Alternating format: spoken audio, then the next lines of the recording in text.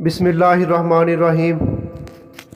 حضرت علی رضی اللہ عنہ نے فرمایا، جو اپنی ضرورتیں بڑھا لیتا ہے اسے اکثر محرومی کا غم رہتا ہے۔ غیبت کرنا کمزور آدمی کی آخری کوشش ہوتی ہے۔ زندگی کے 3 اصول بنا لو۔ اس سے ضرور معافی مانگو جسے تم چاہتے ہو، اسے کبھی مت چھوڑو جسے تم چاہتے ہو، اس سے کچھ بھی نہ چھپاؤ جو تم پر اعتبار کرتا ہے۔ کسی کا عیب تلاش کرنے والے کی مثال اس مکھی جیسی ہے جو سارا خوبصورت جسم چھوڑ کر صرف زخم پر بیٹھتی ہے۔ جو شخص سجدوں میں روتا ہے اسے تقدیر پر رونا نہیں آتا۔ ان لوگوں پر اعتبار کرو جو تمہاری 3 باتیں بھانپ سکیں: تمہاری خوشی میں پوشیدہ درد، تمہارے غصے میں تمہارا پیار، تمہاری خاموشی میں پوشیدہ وجہ۔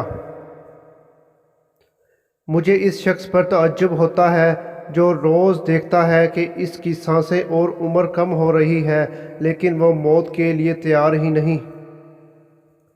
انسان کے کردار کی 2 منزلیں ہیں: دل میں اتر جانا یا دل سے اتر جانا۔ دنیا میں ہزاروں رشتے بناؤ لیکن ایک رشتہ ایسا ضرور بناؤ کہ جب ہزاروں آپ کے خلاف ہوں تو وہ ایک آپ کے ساتھ ہو۔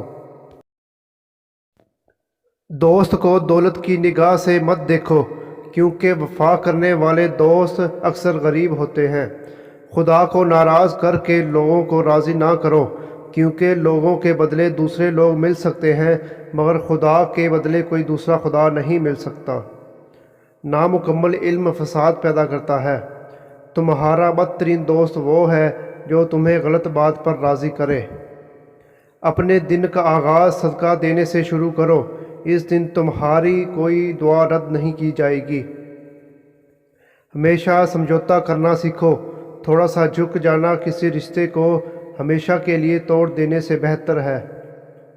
ایسے شخص کو کبھی مت گنوانا جس کے دل میں تمہارے لیے محبت، فکر، عزت اور چاہت ہو۔ جو دکھ دے اسے چھوڑ دو لیکن جس کو چھوڑ دو اس کو دکھ نہ دو۔ غلط بات پر غصہ آنا شرافت کی نشانی ہے لیکن غصے کو پی جانا مومن کی نشانی ہے۔